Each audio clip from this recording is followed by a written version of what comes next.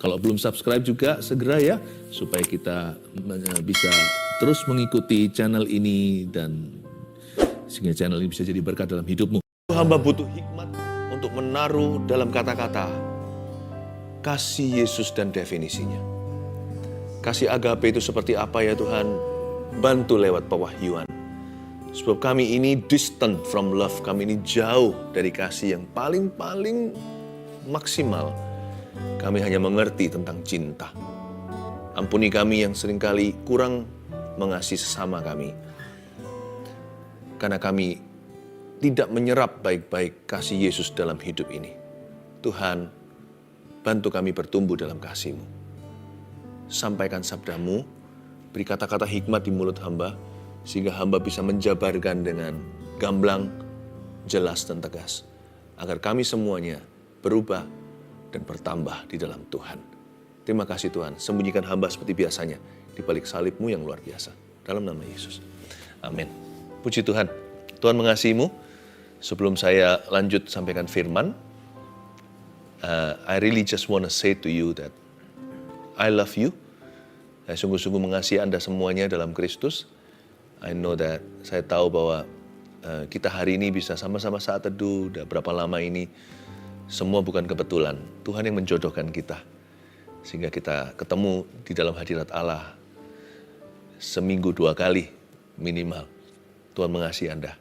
Ya, dan saya sungguh bangga bisa melayani Anda. Sebuah kehormatan loh, bisa melayani Anda. Kami ini bukan jagoannya, bukan lakonnya. Kita ini hanya hambanya. We serve you. That's our greatest honor. Bisa melayani Anda. Dan suatu kehormatan terbesar dalam hidup kami. Puji Tuhan ya. Hari Minggu besok saya berkhotbah di ibadah online dengan judul kesetiaan. Nah, ini adalah khotbah yang akan menuai suami-suami yang setia, istri yang setia, papa yang setia, mama yang setia, pegawai yang setia, bos yang setia, anak-anak Tuhan yang setia. Saya akan bicara gamblang soal kesetiaan. Bukan hanya dari minggu ini, akan dilanjutkan dari kitab Hosea sampai ke minggu depan. Nanti saya umumkan lagi ya. Pokoknya saya kupas habis tentang kesetiaan. Faithfulness, orang baik banyak, orang setia semakin jarang. Baik saja masih ada. Tapi setia sudah punah. Karena itu mari kita belajar ya. Tapi hari ini di ibadah yang sekarang ini, di saat teduh sekarang ini, seperti yang saya janjikan, saya minta suami istri untuk mengikuti saat teduh bersama ini. Sebab nanti di ujungnya, saya mau meridedikasikan pernikahan dan hubungan setiap pasangan suami istri dan rumah tangga. Kita buka sama-sama di Hosea pasal 3, beri judul kasih agape itu seperti apa. 5 ayat saja hari ini, ayat 1 sampai 5. Judulnya, seperti yang saya katakan tadi, kasih agape itu seperti apa? Agape bahasa Yunani, itu kasih yang paling sempurna. Nah, seperti apa kasih Tuhan dalam hidup kita? Kita lihat dulu ayat 1 sampai 5 saya baca. Berfirmanlah Tuhan kepadaku, pergilah lagi, cintailah perempuan yang suka bersundal dan berzina. Seperti Tuhan juga mencintai orang Israel, sekalipun mereka berpaling kepada Allah lain dan menyukai kue kismis. Lalu aku membeli dia bagiku dengan bayaran 15 shikal perak dan 1,5 homer jelai.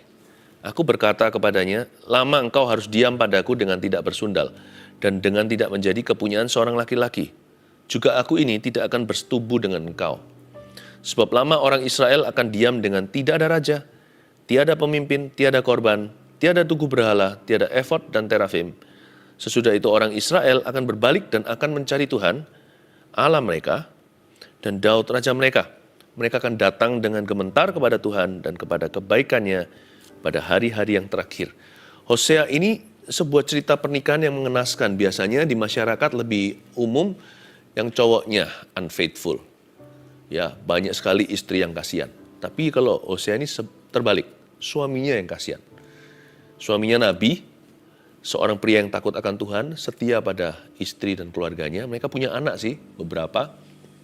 Tapi wanitanya ternyata jatuh ke tangan cowok satu, lalu ke cowok yang lainnya. Ini seperti perempuan berzina, perempuan Samaria, yang sama 5 laki-laki dan semua bukan suaminya. Kasihan loh ini. Tapi ada pesan Tuhan di balik pernikahan yang kelihatannya hancur seketika. Tuhan mau menunjukkan kasih-Nya kepada bangsa Israel dan kepada Anda dan saya. Semoga kita tertular bisa mengasihi dengan cara yang sama seperti Tuhan mengasihi kita.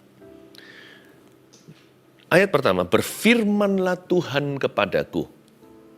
Jadi pernikahan itu firman ternyata. Ini pesan bukan hanya kepada orang yang sudah menikah, terutama juga kepada yang bujangan. Hargai ranjang pernikahan. Dari sejak bujangan.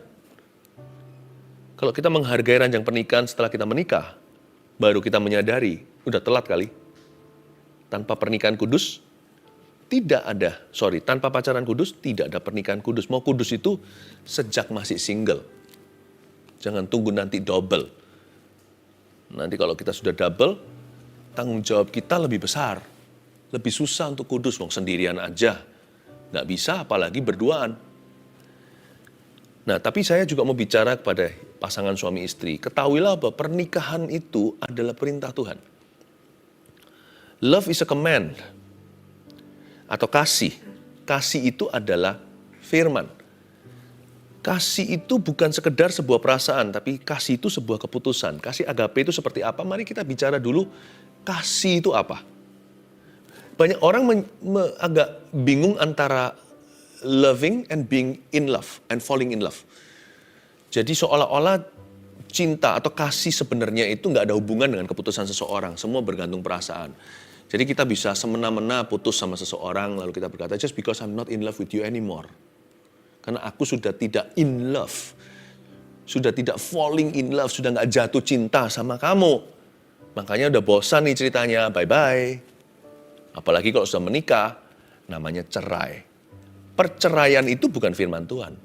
Perceraian itu, jikalau dipaksakan, hanyalah sepengizinan.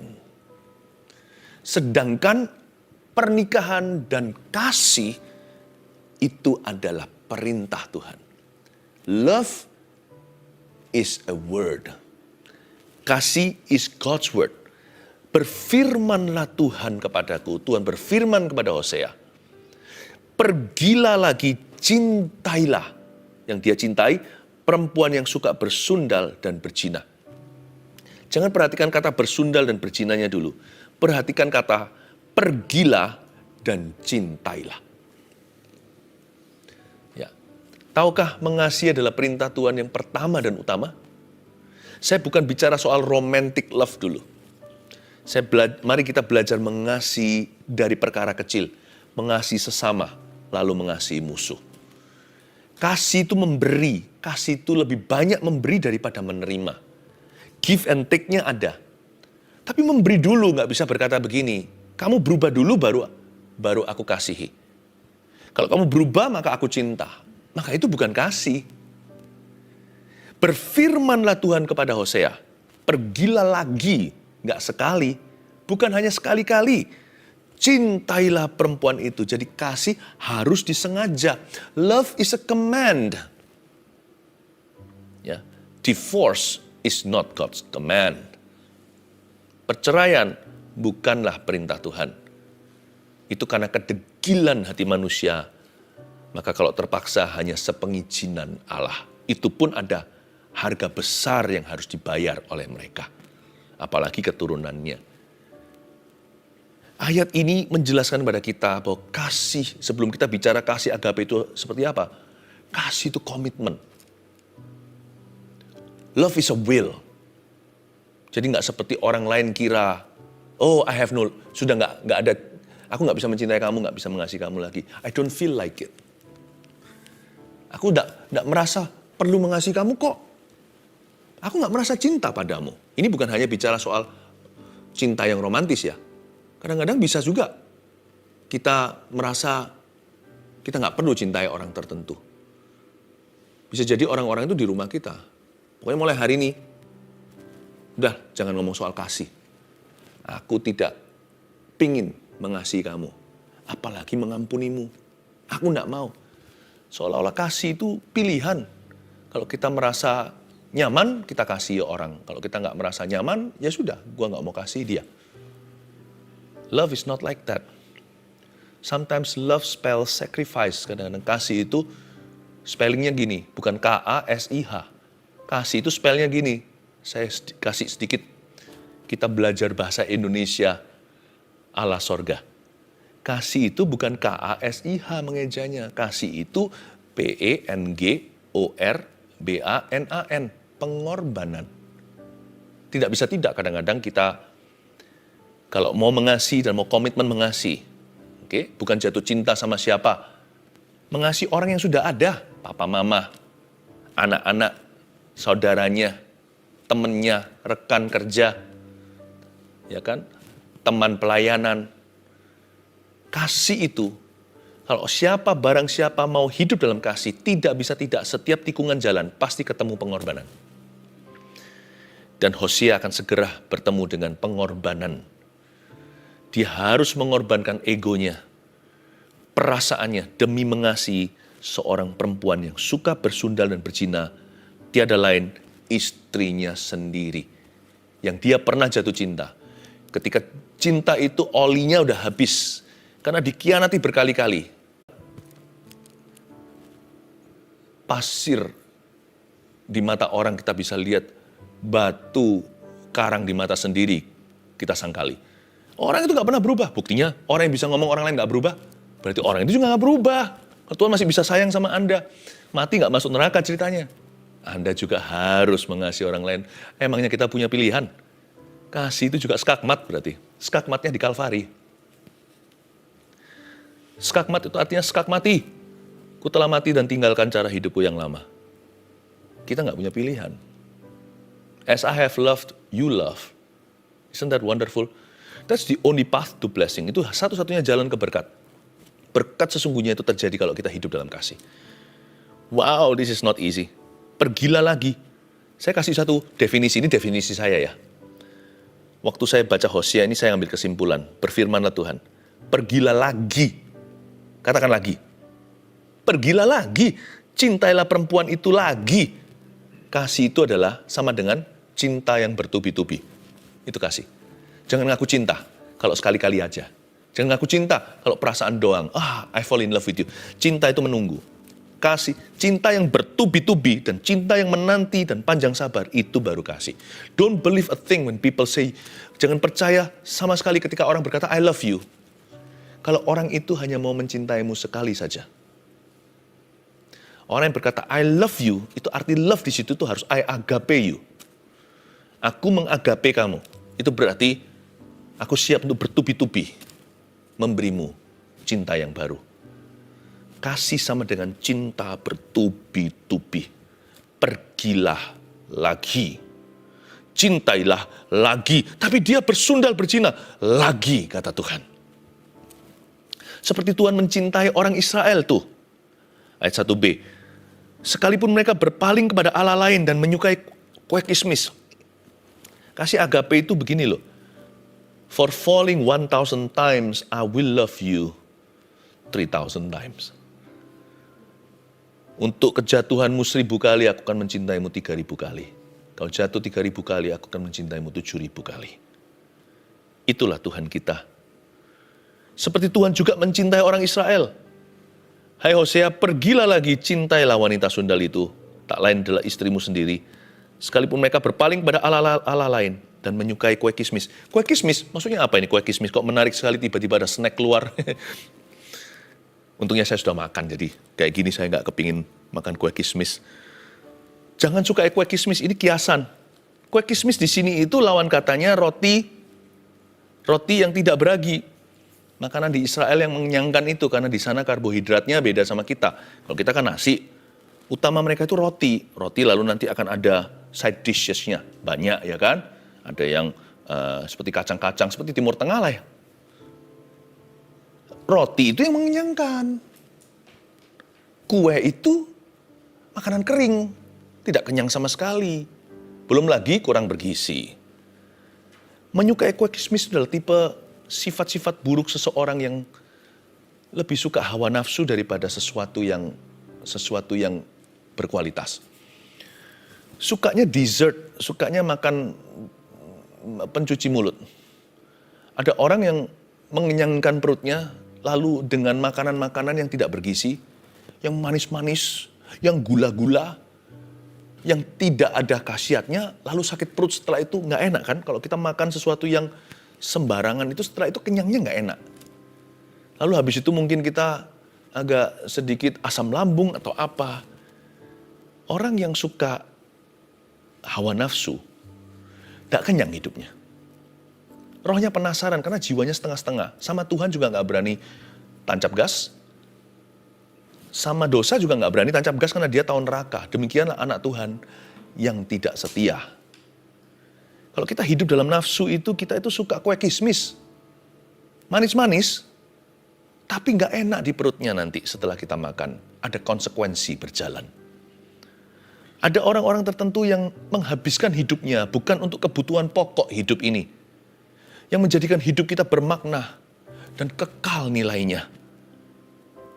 Bukannya mereka mencari roti yang tidak beragi yang bisa mengenyangkan tubuhnya dan menghangatkan mungkin di musim dingin.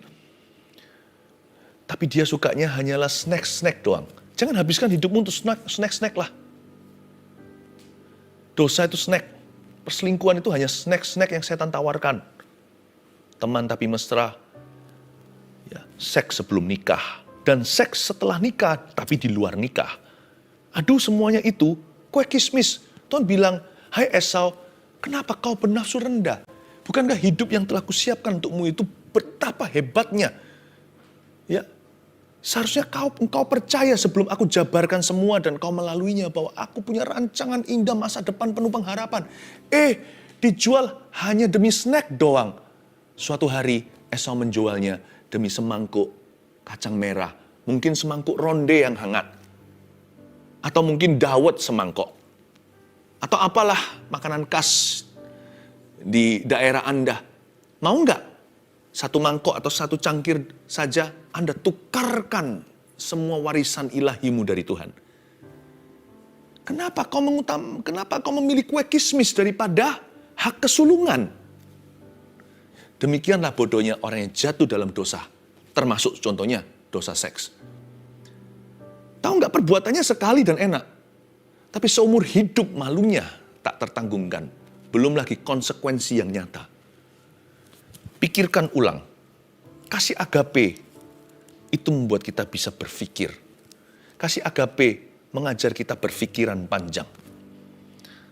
Jangan suka pada kue kismis. Itu sifatnya daripada istri Hosea yang bersundal dan berzina. Padahal Tuhan bisa memberi loh.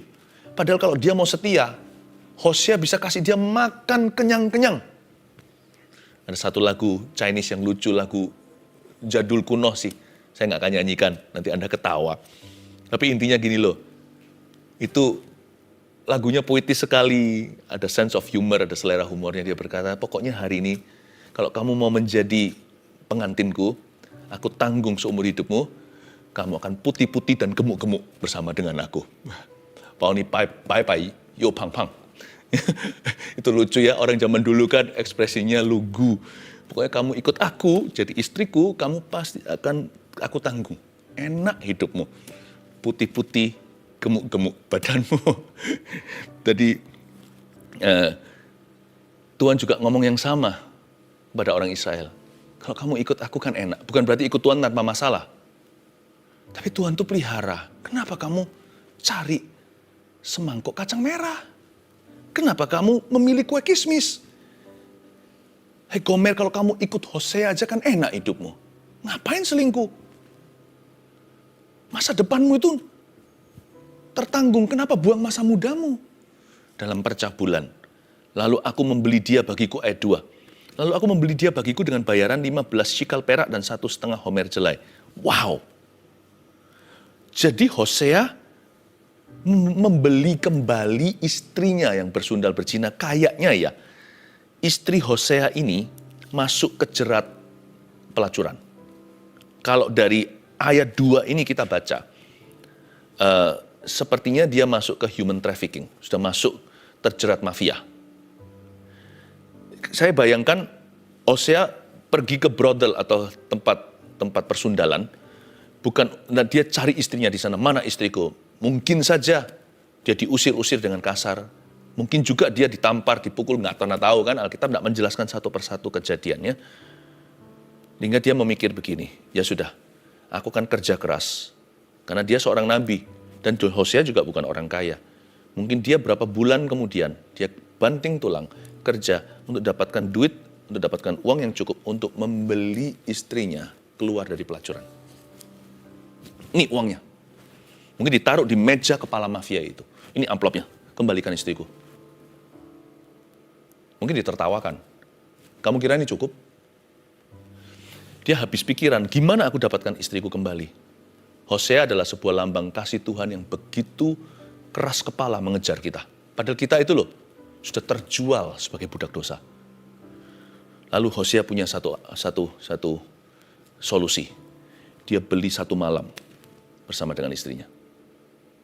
Oke, kalau gitu, kalau aku tidak bisa membeli dia keluar dari pelacuran, aku membeli dia sebagai seorang pelacur.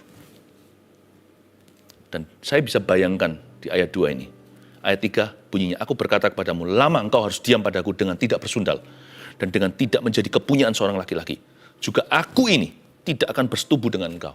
Saya hanya bisa bayangkan Hosea duduk di depan istrinya. Istrinya nggak tahu kalau pelanggan hari itu adalah Hosea. Ketika dia masuk, dia terkejut suaminya. Dia berkata, kamu nggak bisa pergi. 1 jam ini kamu harus duduk di sini. Aku nggak akan bersetubuh sama kamu. Kamu duduk. Si istri duduk. Karena dia sudah menjadi objek. Orang yang jatuh sudah jadi budak dosa. Dia sudah menjadi benda. Ketika kita jatuh dengan seseorang, kita menganggap orang itu sudah objek. Kalau kita menghargai wanita, kita akan membenci pornografi. Kalau menghargai mama sendiri, menghargai putri, kalau Anda punya anak perempuan, menghargai saudara, ciciknya sendiri, adiknya sendiri. Dan sebaliknya juga sama. Kalau kita menghargai, kalau kita membiarkan diri kita jatuh dalam dosa, maka kita juga menganggap diri kita kurang berharga. Lebih parah lagi, kita menganggap pengorbanannya tidak ada harganya sama sekali. Jangan sampai kita menyalibkan Yesus kedua kali. Dia sudah mati, sudah telat di Kalvari. Hargai tubuhmu itu. Jangan digores-gores. Bagi beberapa orang yang sukanya melukai diri sendiri dengan pisau dan benda tajam atau dengan gunting atau apa, digores-gores, mau mati juga nggak berani, mau hidup juga mau hidup juga tidak kepingin. Don't do that. Your body belongs to Christ. Badan Anda itu milik Tuhan. Kasih agape itu berarti Tuhan yang telah membelimu. Hidup kita bukannya kita lagi, tapi Kristus di dalam kita. Jadi saya bisa bayangkan, saya hanya imajinasi si Hosea waktu itu suruh istrinya duduk di sana. Si istrinya mungkin langsung nangis. Mungkin dibukakan jendelanya, di situ ada anak-anak mereka digendong di pinggir jalan. Mungkin tetangganya dia minta tolong untuk bawa anaknya. Kamu lihat, kita punya anak, kenapa kamu di sini? Lama engkau harus diam padaku dengan tidak bersundal. Dan dengan tidak menjadi kepunyaan seorang laki-laki, juga aku tidak akan bersetubuh dengan engkau. Demikianlah Tuhan kasihnya kepada kita. Berkali-kali dia harus membeli kita lagi, padahal kita ini istri yang sah. Padahal kita sudah mengaku Yesus adalah Tuhan kita, tapi berkali-kali dia harus beli kita lagi. Keluar dari perbudakan dan pelacuran dosa. Bolak-balik nih ceritanya. Kenapa Tuhan harus keluar lagi 15 sikal perak dan 1,5 homer jelai? Kurangkah darahnya di Kalvari untuk you and me? Dia harus beli lagi dengan harga sekian. Berapa sikal dan berapa jelai. Dan kadang-kadang kita dikejar-kejar Tuhan, kemanakah aku dapat pergi menjauhi rohmu Tuhan? Masih belum kapok dan jerah, kita masih lari dari Tuhan. Seringkali Tuhan berkata sama kita dengan mengeluh di dalam hati. Tidak sanggupkah aku membuatmu happy? Apakah engkau butuh dosa untuk membuatmu bahagia? Bukankah Tuhan itu cukup bagimu? Aku kurang apa? Memang hidup ada masalah. Orang nggak punya Tuhan juga hidupnya punya masalah. Cuman bedanya sama dirimu dan diriku adalah kalau kita punya masalah, kita punya Tuhan. Itu aja bedanya. Lalu kita kenapa mengeluh kalau ada masalah? Kenapa Tuhan izinkan? Bedanya kita sama orang dunia yang nggak punya Tuhan adalah kalau mereka punya masalah, mereka sendirian. Kalau kita punya masalah, kita punya jalan keluarnya karena Tuhan adalah jalan. Bedanya cuma itu, sabar dong. Tuhan itu seperti mengeluh, tidak sanggupkah aku membuatmu happy? Tidak sanggupkah aku mengasihimu? Dia sudah mengasihi kita. Tidak sanggupkah aku itu memberikan apa yang kau mau? Mau berapa kue kismis? Aku kasih. Jangankan kue kismis, aku kasih yang lebih bergizi, lebih mahal lagi. Kenapa kamu memberhalakan kue kismismu? Tidak sanggupkah aku memberimu seluruh kue kismis? Setoples-toplesan semuanya, kalau perlu pabriknya aku berikan kepadamu. Kalau itu membuatmu berhenti berzina, aku berikan. Tapi itu juga bukan jaminan. Sebab biasanya kalau orang itu syarat dosa, hatinya sudah berisi setan. Berapapun kue kismis diberikan, dia akan minta sesuatu yang baru. Dia akan selalu minta lebih dari itu. Jadi waktu itu si Hosea beritahu sama istrinya, ya, saya cuma bayangkan dibuka jendelanya, itu anak-anak kita. Why can't you be faithful?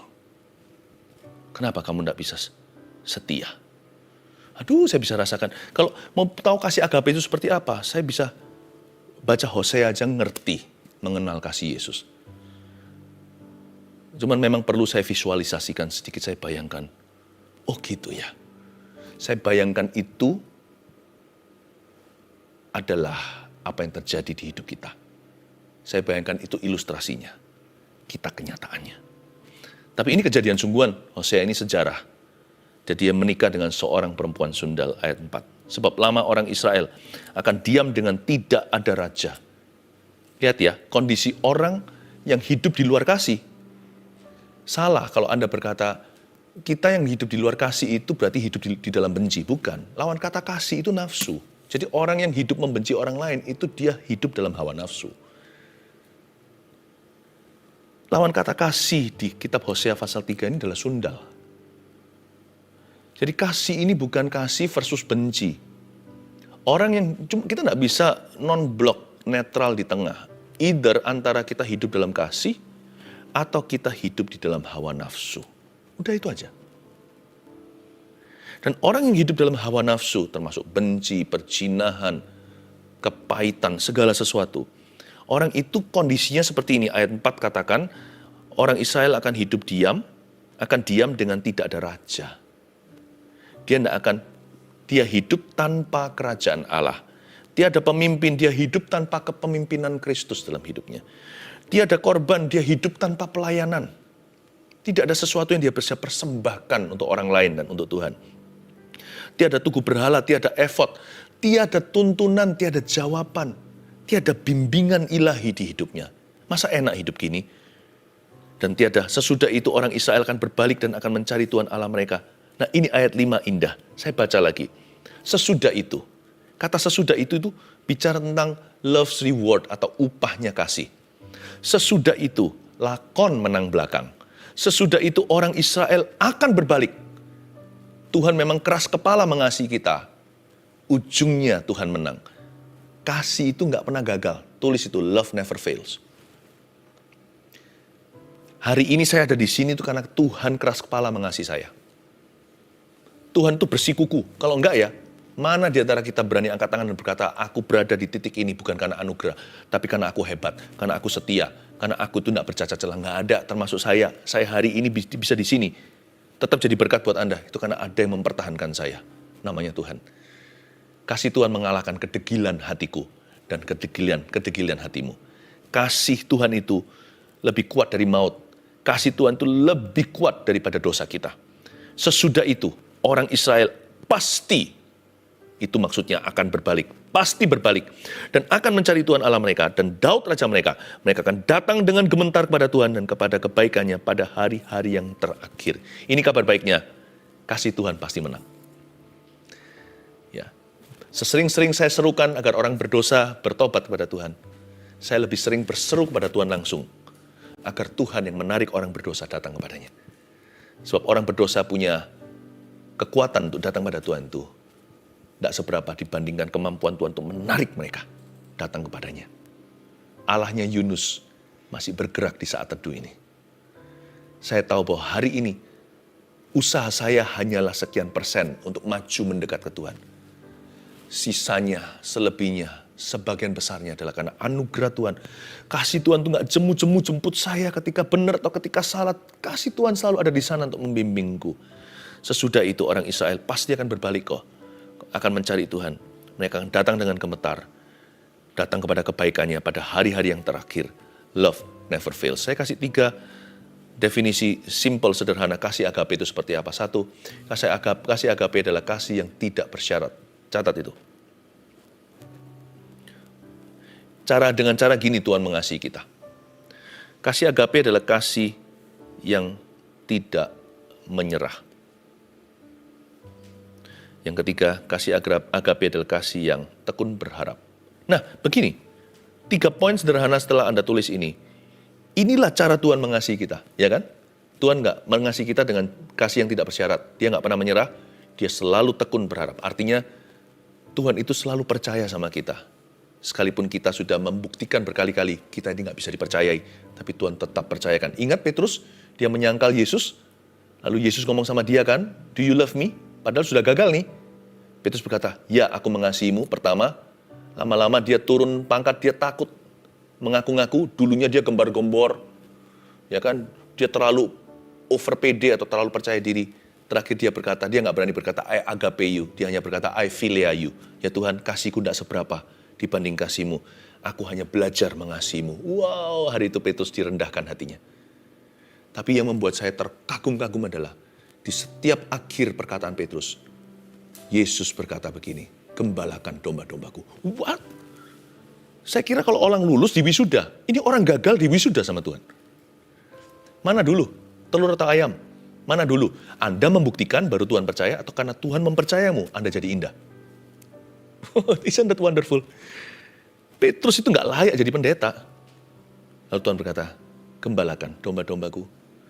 Kamu kuberi kunci kerajaan sorga, ya kamu yang jaga." Dia nangis dan berkata, "Aku hanya philia engkau. Aku bahkan belum sampai ke agape. Agape itu kasihmu padaku." Luar biasa ini. Ingat ya, ketiga poin sederhana yang saya bagikan, itu adalah cara Tuhan memperlakukan kita. Dan 3 poin ini juga menjadi patron kita untuk mengasihi sesama. Kasih yang kita berikan kepada orang lain harus nomor 1. Dicatat, dan sudah dicatat, dilihat lagi. Kasih yang kita berikan kepada orang lain harus nomor 1. Kasih yang tidak bersyarat. Lagi, yaitu kasih yang tidak menyerah. Ada kata lagi dulu, pergilah lagi dan cintailah. Kasih nggak boleh menyerah. Yang 3, kasih harus tekun berharap. Bukan sekedar pasrah, tekun berharap. Percayalah, sesudah ini, selalu gitu imannya. Orang Israel akan berbalik. Sesudah ini, mereka akan mencari Tuhan. Sesudah ini, mereka akan mencari Daud raja mereka. Mereka akan mencari aku, suamiku akan mencari aku lagi setelah meninggalkan rumah. Setelah ini, istriku akan kembali setia. Setelah ini, anak-anakku akan menjadi orang-orang yang benar. Setelah ini, papa mamaku akan menerima Tuhan. Harus sekalipun sekarang penyembah berhala super berat. Sekali lagi, sesudah itu, kasih harus tekun berharap. Tidak boleh menyerah dan tanpa bersyarat. Mari kita berdoa bersama-sama. Mari kita sama-sama mengangkat tangan kita. Haleluya. Setelah saya amin mendoakan berkat ini, kita nyanyikan lagu Kasih Tuhan ini tetap sampai selesai ya. Terima kasih Tuhan, berkat dari Allah Bapa, Putra, Roh Kudus, Allah yang adalah kasih menyertai setiap family. Dalam nama Yesus, amin. Sekali lagi, kasih.